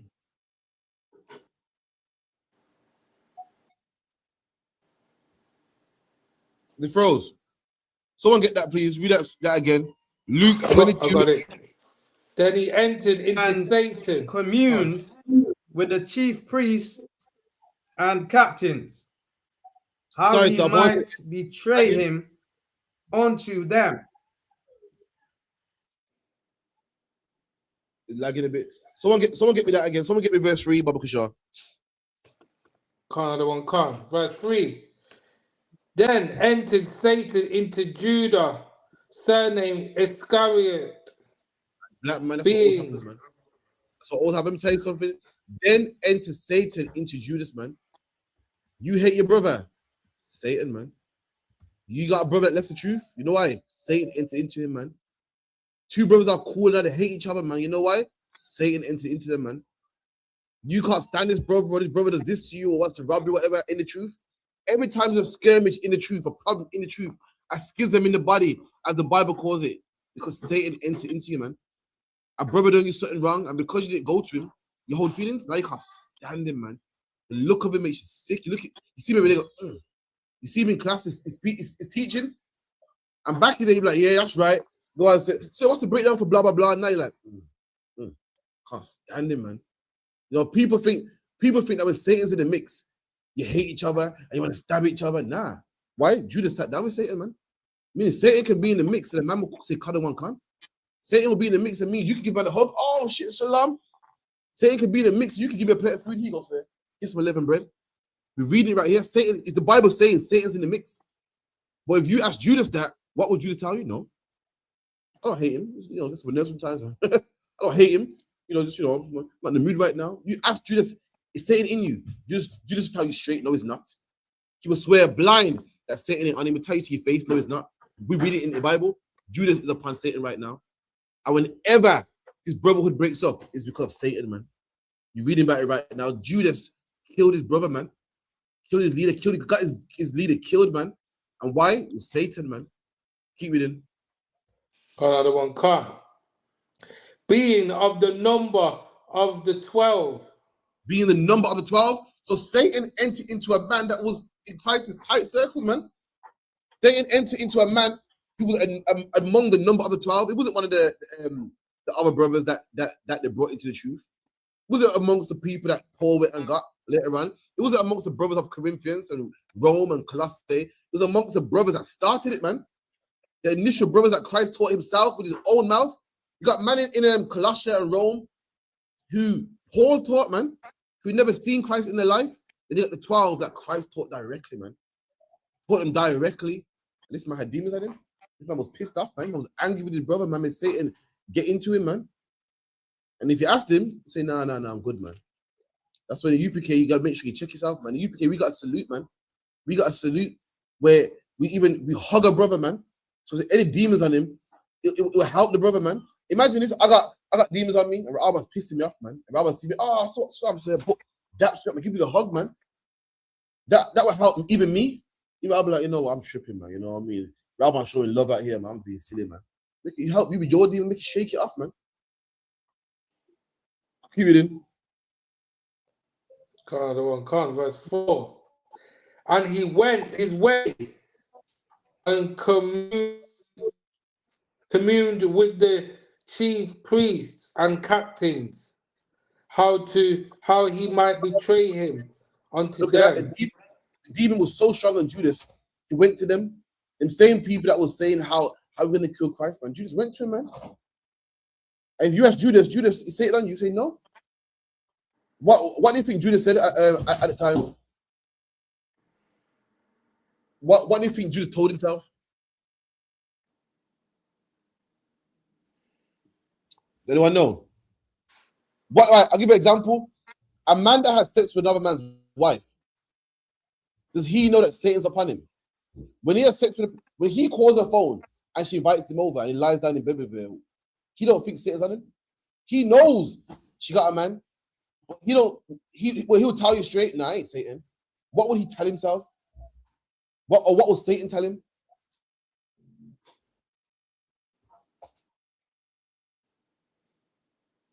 Nobody now? He'll tell himself, well, she don't like him anyway. Well, yeah, they ain't together. Absolutely. They ain't nobody now. So that, they tell himself, they ain't together. They're always arguing. That's what he tell himself. And Judas told himself the same thing. Well, Christ get my nerves, you know what, minor. So Christ checked me that day. Christ told me that I gotta use oil. So whatever, man, is what it is. You know what I mean? He ain't my brother. If he was my brother, he would have given. If he was so brotherly, he would have gave that money to the poor. So is that like? He told himself, I'm not the unbrotherly one here. Christ is the one not giving to the poor. I told Christ, gives it all to the poor. He said, no. So I'm not the unbrotherly one. I'm setting him up because he deserves it, man. That's what he told himself. You're reading about Judas. You're thinking, what a wicked bastard, man. Judas does not think he's a wicked bastard. Else he would not be doing what he's doing. The same way you don't think you're a wicked bastard when you're taking a man's woman. The same way you don't think you're a wicked bastard when you're smoking a spliff. Yeah, I'm stressed now. The same way you don't think you're a wicked bastard we have sex with that whore. Well, she called me over, man. I could change her. She's a whore. Well, I could make her my wife. But that's a lie to tell yourself, man. The thing you tell yourself in your head, I'm gonna go down there and chill. I'm gonna do that with her, man. Judas, the same thing was upon Judas, but he didn't know it. His mind like, man, stealing, man. Christ, I told Christ to give it to the poor, and Christ said no, because you always have the poor with you, man. Nah, that's unbrother, that is. So he can't be the one. Nah, man, you know what? I'm starting to second guess him, man. I'm starting to second guess him now. He can't be the one because the one is brotherly and that ain't brotherly, man. We're gonna get people like that out from us. That's how Judas was thinking back then. Judas, no man says, yeah, Satan's on me, yeah, man. I'm tripping. No man believes that until it's over. Guess when you know Satan's on you? When it's done. You know Satan was on you when you got the AIDS. You know Satan's on you when you got the lung cancer for smoking cigarettes. You know Satan's on you when you're in jail, man. That brother cut you off and you get out of your car and beat him up. You don't know Satan's upon you. If you did, you wouldn't do what you're doing. But you remember when you're in jail, you think, oh, what was I doing, man? It wasn't even worth it, man. That's when you remember. And when did Judas remember that Satan was on him? When it was all said and done. And that's why he killed himself, man. Satan left him and he thought, oh my God. I wasn't thinking. Somebody else was thinking. Satan left him with the guilt, man. Go on. Verse 5. And they were glad and covenanted to give him money. And they was glad. Anytime there's a schism, it's Satan, man.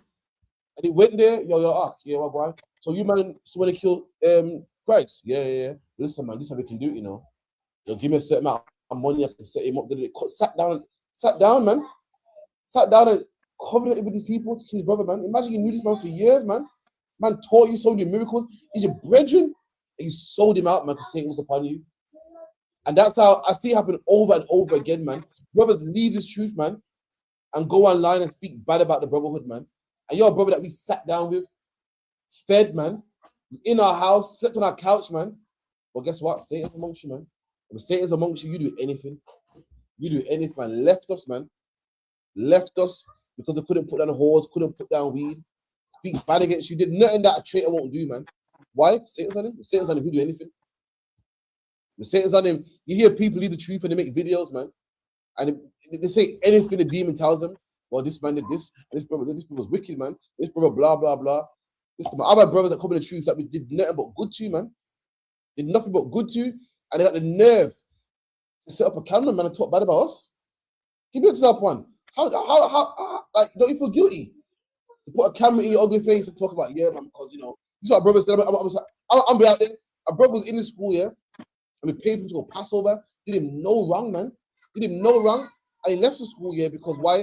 He was crazy on, what's it called, herbs and whatnot. And he tried to push that on us. And we wasn't interested in herbs and all that nonsense, man.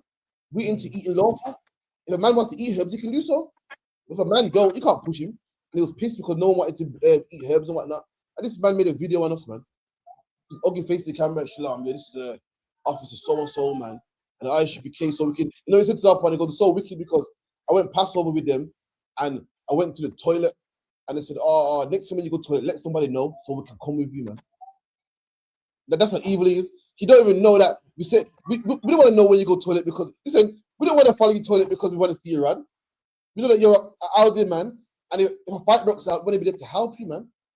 But Satan's on his mind, Satan's in him so much. He's talking nonsense, it's not even making sense, man. You ever hate someone so much? And someone said, "Yo, Crawford, why you hate so and so?" And as you explain it, he even sounds stupid. Because what it is, he said, but I say, if you're wrong, it's not that bad. That's how he sounds. Hates us so much, he's finding anything. That's Satan, man. When you're talking nonsense, when you betray your brothers, it's Satan, man. Go on. Verse 6. And he promised and sought opportunity to betray him unto them in the absence of the multitude. Look at that, man. The same way how that ugly brother put my camera in his face, man, talking about, yeah, man, because, we're brothers, man. If you don't agree, then leave. But made a video about, yeah, man, I don't want to follow me to the toilet. You're a man that we broke bread with and paid for his Passover. You want the world to look at us different? That's your intention, alive. Your intention is to make the world look at us in a bad light, make the world go, whoa, them niggas are wicked, man. That's your intention. That's what we fed you. Do the same thing. Judas' intention was to sit down with brothers and portray his brothers that he rode with for so long. That was his intention. Sitting down and kill his brother that he knew so well, strangers. Just like when you leave the truth, your intention is to sit down and make us look so bad. Go on. What do you call it? Spilling the tea. And I got the receipts. And I got all the texts. And I got the recorded phone call with Captain Karafia. And with Araban. Your job is to make us look bad. When you're supposed to love us, Judas had the same demon on him. The exact same demon. He went to brothers, yeah, man. You know that how was right. Got the receipts, Got the receipts on him, man. And this is where you can find him. And yeah, man, one time in class, he broke this down wrong, And yeah, he did the exact same thing to his brothers, man. You fake Israelites that leave the ISUPK and start your own camp, we're reading about you, man. Reading about you, man. What's that? Another brother, man, had nothing to do with me, but I heard about it, man, briefly. Yeah, because the journey was all me, a counsel, and all this is cry. Oh, this is you, man. This is you, man. Instead you go to a brother here and there alone, in the quiet, you want to out all of our business, man, to the world. Just like Judas had to go out there to the scribes and Pharisees and kill his brother, man. It's about brotherly. Go on, keep it in. Con, verse 7. Then came the day of unleavened bread. What's Rob, are you there?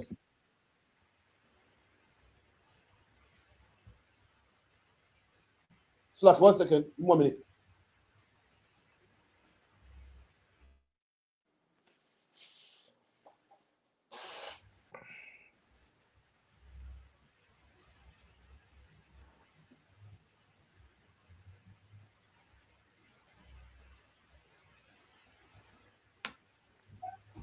So carry on. Con, verse 7. Then came the day of unleavened bread, when the Passover must be killed. There you go. So these disciples was keeping the Passover, man. Everybody got the picture of the Last Supper, what they call, in their grandma's yard. That Last Supper was 12 brothers keeping the Passover, man. That's what it was. That wasn't any supper. It was the Passover. Christ, Jesus Christ kept the Passover, man. You see a picture of 13 white people, when really it was 13 black people. And on their plates was what? Lamb, unleavened bread, wine. That's what really was there. It wasn't, a bunch of white people having a meal. It was 13 black brothers, man, sitting down, keeping a feast that went back generations in their history, man. That's what really happened. Come on. Verse 8. And he sent Peter and John, saying, Go and prepare us the Passover, that we may eat. The Passover, man. That's what they was eating. They was eating the Passover lamb, man. That's what they was eating. They wasn't eating nowhere. They wasn't eating any food. This wasn't any convocation. What they was doing right now was a holy convocation, man. It was a holy convocation. It was a feast day that went back generations, man, that these men were keeping. You know why? Because these were real niggas, man. Real brothers, man. They weren't like you celebrating Easter and talking about, I can't keep it, man. I can't eat that bread. I must eat unleavened bread 7 days. Nah, man, I got a cookie, man. Nah. Not these brothers here. Come on.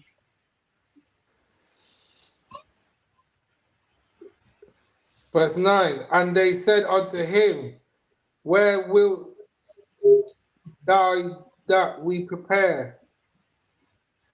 Verse 10, and he said unto them, behold, when ye... Read verse 9 again. Another one come.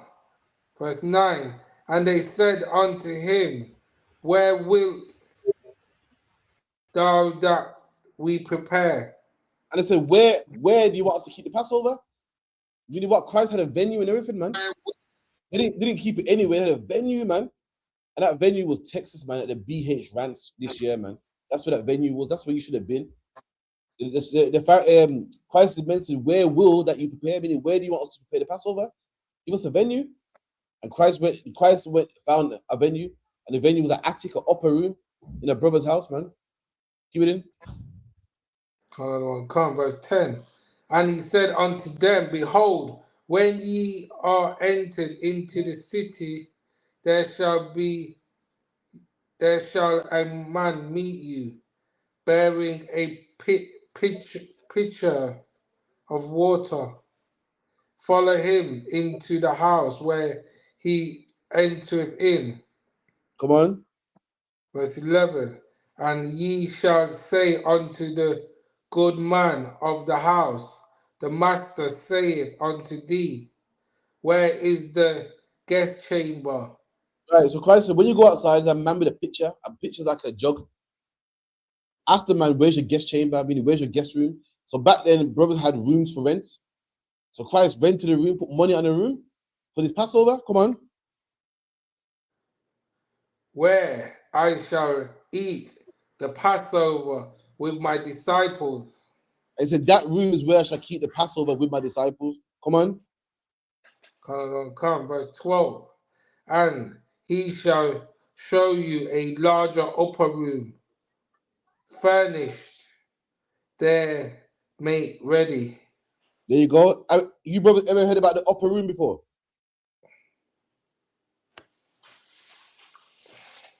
Nah?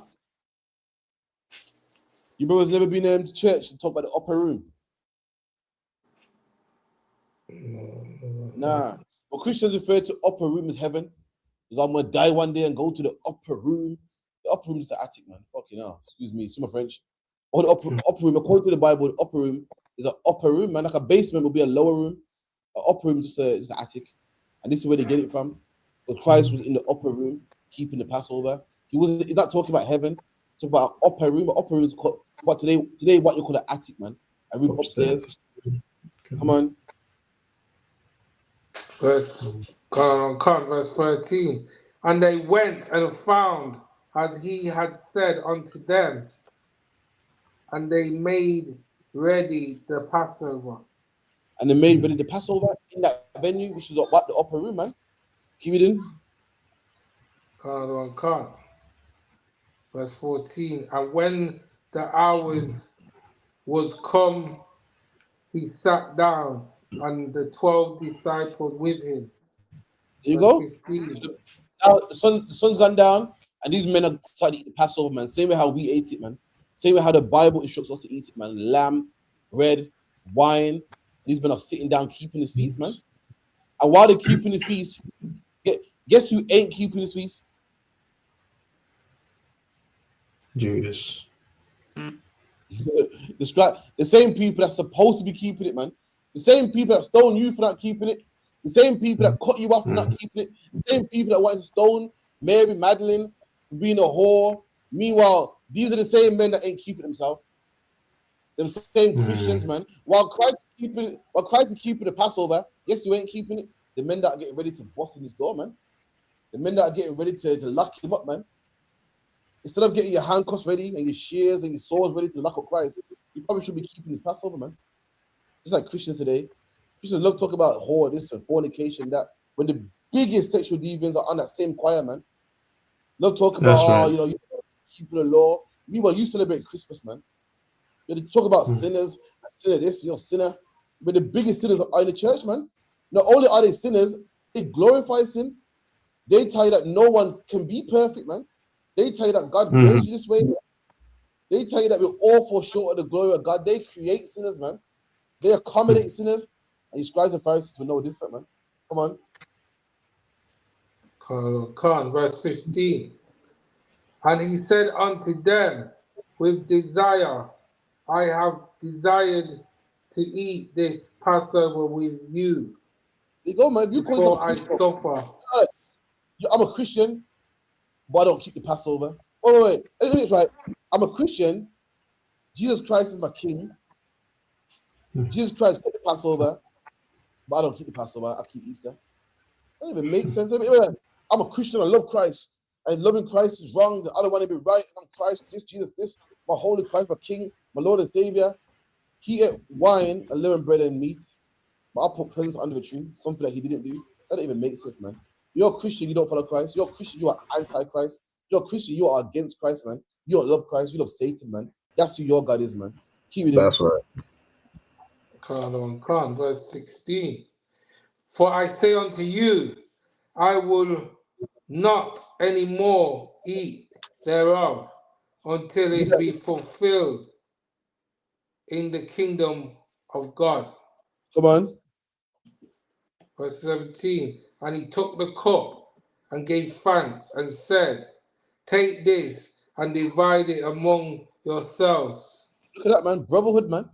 Christ took a cup, shared it out towards his brothers, man. Share the drink out towards his brothers, man. Imagine this. Imagine you brothers know how it is, man. I can tell you, brothers, man. When you're a tight, you're a tight knit community, man. There's not much of you. Only a small amount of people of you, man, that believe in the same thing, man. Keep the same laws, suffer together, man. You grow a bond with the brother. You start to love like brothers in prison. You hear about brothers in prison are tight, man. Why? Because they're both suffering together. There's not much of them, and Christ had the same kind of bond with his brothers, man. Same kind of bond with his disciples, man. And even though he was over them, he loved them, and he fed them, looked after them. He wasn't a man that's barking orders, man. He actually loved them, man. Took care of them.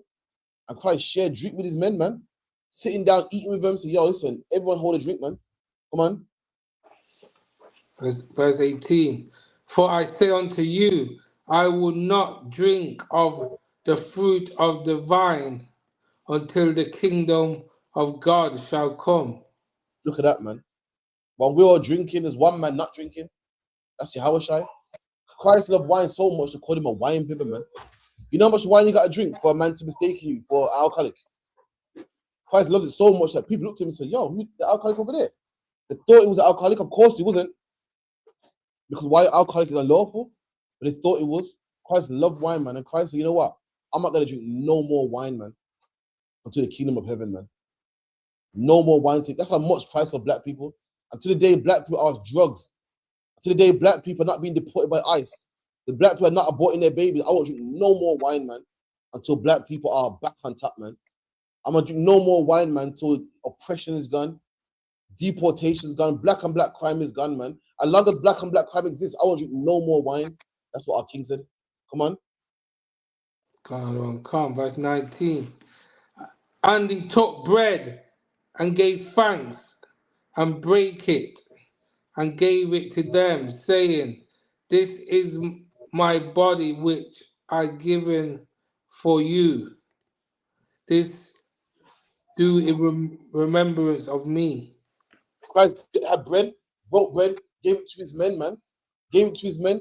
I said, this is what I do. In remembrance of me, do this, man. That's when the ISUPK, we have a rank system. You brothers are eating or drinking, everyone gets a cup, man. The rank order, everyone gets one, man. No brothers left behind. Why? Because Christ to do it in remembrance of me. Imagine grabbing a loaf of bread and you break a piece, boom. The Christian church make out like Christ. You ever seen them Catholics with a little piece of like wafer, and like in some gay-like manner they'll put it on your tongue. God. Christ been doing that, man. Christ had bread. A little wafer can't fool your belly. These men was eating, man. That's a loaf of bread, breaking a piece. Boom, you hold that, man. You hold this, man. Gave it to his 12 men. That's real brotherhood, man. We make sure no one gets left out, man. Come on. Verse 20. Likewise, also the cup after supper, saying, this cup is the New Testament in my blood, which is shed for you. Come on. Verse 21. But behold, the hand of him that betrayed me is with me on the table. Yahushua knew, man. Yahushua goes to the hand of one that betrays me is right here among me, man. It's always one makes Satan get into him. Always one that wants to divide the brothers, man. And Christ knew, Christ, listen, man. There's one that betrayed me and is right here at this table, man. Go on. Come, verse 22. And truly the Son of Man goeth as it was determined, but woe unto that man by whom he is betrayed. That's cold, that is, man. Anybody want to break it down? So the Son of Man goes as he's determined, as he was supposed to, but boy, woe to that man who betrayed him. Anybody want to break it down? Can I have a go, sir? Go on. Well, Christ, as he's going, as it is determined, but he's saying destruction to that man who's betrayed him, basically. You're onto it. So Christ saying, I gotta die anyway. Right. It was determined that I got to die. But the man that made me die, sorry for him. Like today, we know drug dealers will die. We know he's going to die. The Lord got it planned that if his brother keeps living his life, going to die. But if you kill him, now you're gonna get punished now as well. I mean, this man's gonna die anyway. You don't go and kill him. Like, for instance, if a man has sex with your woman, that man's wicked, he's gonna die.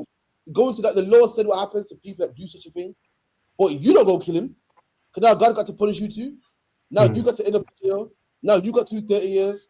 Now you got to be in prison eating porridge, man. This man is gonna get his anyway. That's what you got to do to that. People will get theirs, leave him, man. Or you don't be the one. Else, what will happen to you? Christ, I'm gonna go anyway. It's prophesied to determine that I got to go anyway. Judas has set himself up, man. If Judas didn't do what he did, I would have went some other way. I would have been gone some other way, but Judas, he made it his problem now. Woe to that, man. Come on. There's something determined. Let it happen, man. Someone bothers you or robs from you or does something wrong to you, leave it. It's determined. It's going to happen that they're going to get punished, man. You don't be the one to go and do it, man. Come on. Come. Verse 23. And they began to inquire among themselves which of them it was that should do this thing. Verse 24. Imagine you all sit at that table. You get me? A man goes, yeah, man, you know what? One of you is a traitor, man. Straight away, you're like, who's this? So there's that big thing between them. Who's that? Me. But there's something I said. Is he talking literal or is he throwing an insult? You know, because sometimes, you know, betrayal could mean like, is he throwing insults or is he being literal? You start to feel like, oh shit, what's he saying about? So all of them start talking amongst each other. He's talking about the day when I said blah blah blah blah. You're trying to inquire? Come on. And there was also a strife among them, which of them should be accounted the greatest. And even started arguing. It's like the arguing, man. It's like they got so. No, it's not me. No, it's not me. They said it's like you're arguing, man. No, last time that day when blah blah blah. Is it you? Because it's like looking at each other funny and even it's like arguing. That's how heated it got. Come on. Come, verse 25. And he said unto them, the kings of the Gentiles exercise lordship over them, and they that exercise authority upon them are called benefactors. All right, no problem. Skip down. Give me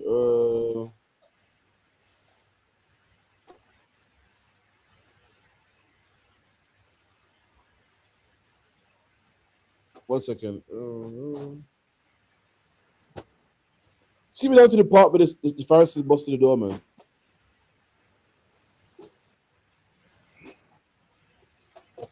What is that? Sorry. It's about probably give me verse 47. 47. Yeah. Book of Luke, chapter 22, verse 47. And while he yet spake, behold, a multitude, and he that was called Judas, one of the 12, went before them and drew near unto Jesus to kiss him. Imagine, yeah, you see the multitude of people, mob of people, and there's one man in front. They're leading the crowd. He said a multitude and Judas in front of him, right in front of all of them, you know. You get me? So Judas sees Yahushua. Remember, the multitude of people, and there's 12 men. So Judas points out which one it is, but it does it in a subtle way. He gives Christ a hug. Oh, stop, you're good, man. Set him up, man. Walking in front of him, so yeah, I got him, man. And in fact, he didn't have the courage to say, yeah, it was him. He thought he'd do it on a slide. Oh, shit, long time. How's it going, man? Gave Christ a hug, man. Keep it in. Verse 48, and Jesus said unto him, Judas, betrayest thou the Son of Man with a kiss? There you go, Christ news. Oh, Judas betrayed me with a kiss here. A kiss in the Bible is a touch. Like when you kiss the curb or something like that. There's a term they use where you can kiss the curb, or if you kiss someone's bumper or kiss someone's car, it's a touch. So, oh, Judas, he knew. Christ said, oh, okay, Judas betrayed me with a kiss here. Judas thought he'd been smart. He thought no one didn't know. Christ knew, man. Christ knew, man. And guess what? You ain't got to read a man's mind. You ain't got to have telepathic thoughts to know this, man. All you got to do is know that you labor amongst. Just know them. Just like, you know your children. You know, this one, the teeth, man. This one, watch out for this one. This one lies too much. You come in the house, see him jump. You go, oh, yeah. Feeling it is no. Christians make it like Christ was reading minds. And Christ could. But a lot of times, just know a brother, man. You know, the brother don't ever hug you, but today he wants to hug you, man. A minute ago, at the table, is all, yeah, all of a sudden he wants to hug you. Christ knew. Go, okay, Judas, yeah, I see what you're doing. Trying to betray man with a hug, yeah, okay, I see what you're doing, man. Come on. Verse 49. Verse 49. When they which were about him saw what would follow, they said unto him, Lord, shall we smite with the sword? And the men that were with Christ saw what. Don't break that for me. Someone break down verse 50. So verse 49. What happened here? Read verse 49. Go on, Alban. Yeah, so they, Christ was saying that, one of y'all is going to betray me. And then Judas went and saluted him. And then Christ said, okay, you're going to salute me with a touch, with a kiss. And those, the disciples, when they saw that this was about to go down, they were going to try and unalive Christ. They saying, what we doing? You going to unalive everybody? What we doing? I got the sword in me right now. That's right. The men that are baptized are about it and was down. People all talk about they ran off, and they didn't run off, but they weren't cowards. In the beginning, it was on it, but it got too much, and they thought, let's bounce. Imagine this: the soul Christ, the soul man set up Christ, and they see the multitude of people. So, sir, listen, should like, come on, go out slapping. No, listen, if you want, they're asking, sir, should we draw swords? Like, if you want to, swing the sword, until we die, It can go down if you want, All you got to take a guy power, and we will do it, man. Just let me know. Give me the order, man. The disciples were on it, man. They're down to die. People read afterwards when they fled, and they did flee. When they got too much, they thought, oh shit. But initially, they was down, man. Even though they was outnumbered, they were down to fight, man. They were on it, man. Read that again.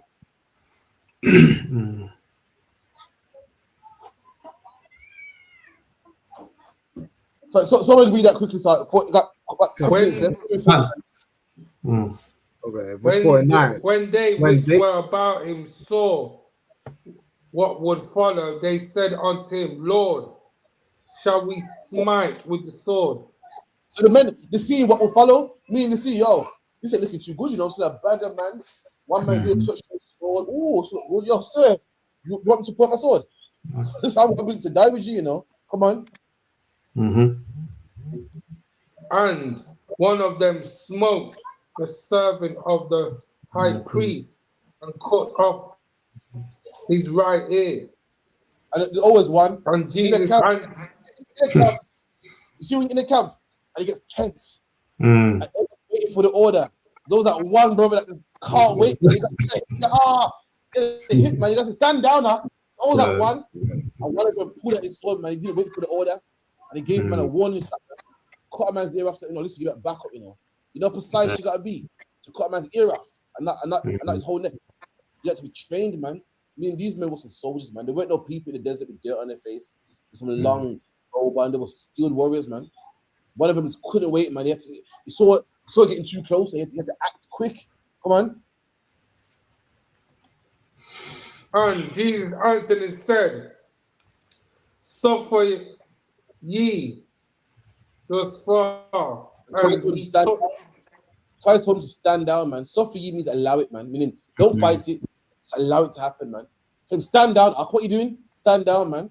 And then Christ could do miracles, and he put his man's ear back on. Or keep it in. And he touched his ear and healed him. Come on. Verse 52. Then Jesus said unto the chief priests and captains of the temple and the elders which were come to him, be ye come out. Wait. This is what the Romans.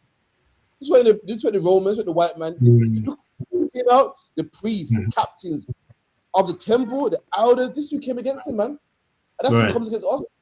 In the white man, in the Chinese, the black man, the pastor, the black woman. Black woman claim. Black woman here get.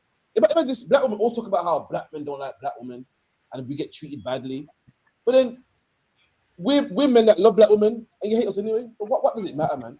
Black men don't talk about all the Rasta man, because the white man this and the white man that. Well, we hate the white man too. I can't believe you guys, man. You're racist, man. The people that our own people that's supposed to love us, man. Even you, bro. The chief priest, all my life I heard about black men don't like black women, and you like white women. But the UPK is your answer, man. You get to a black man right here. In here, a black man can't leave you.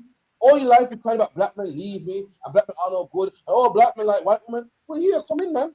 Them saying black women call us worthless, man, and go get a job. You're on the street corner yelling, go get a job, man. What can we do, man? And the same thing, the people that were supposed to be backing Christ, chief priests, Christ, and elders, they were the same ones locking them up, man. Come on.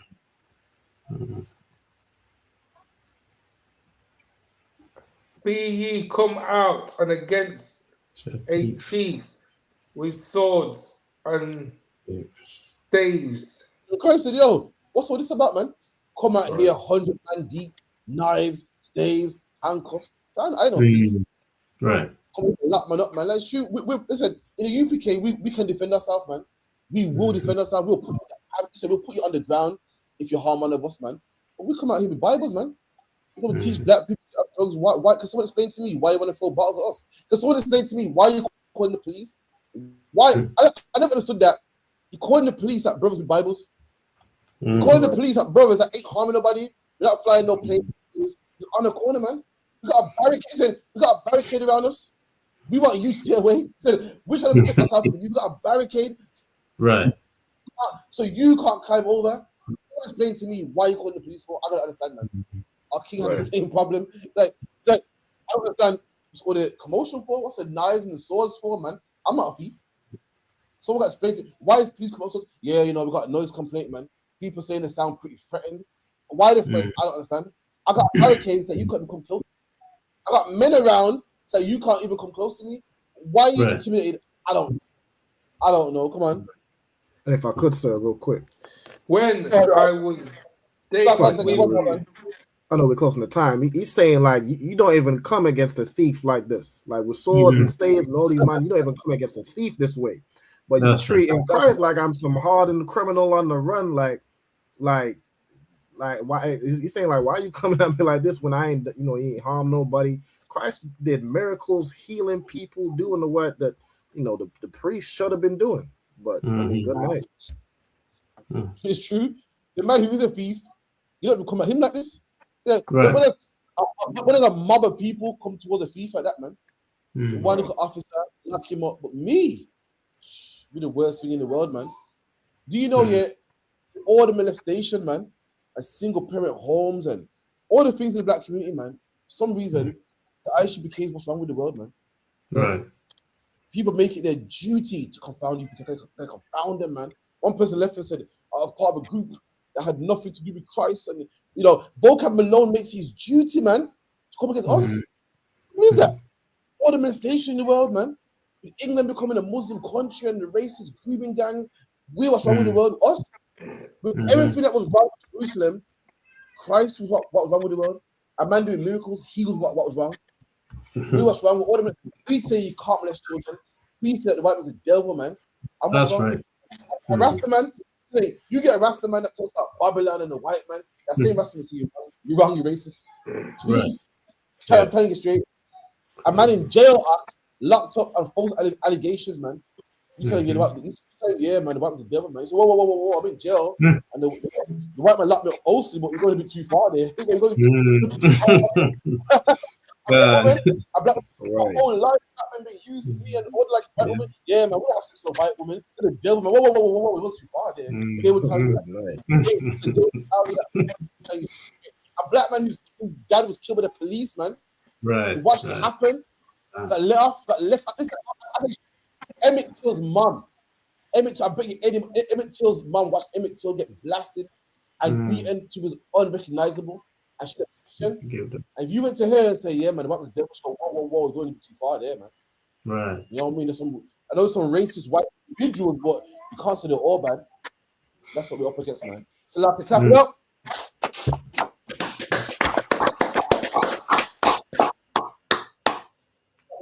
No, God, peace and prophet, Medaya Allah, please call it, please.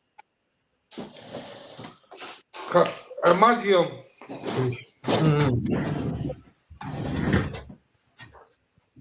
Imagine Shabbat.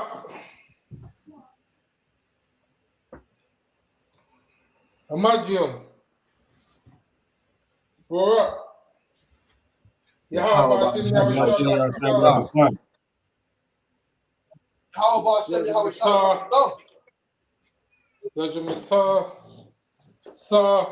the sisters of Christ salute.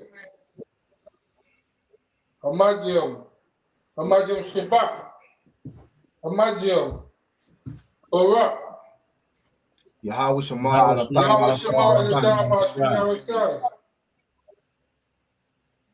Yo, Jamata, class dismissed.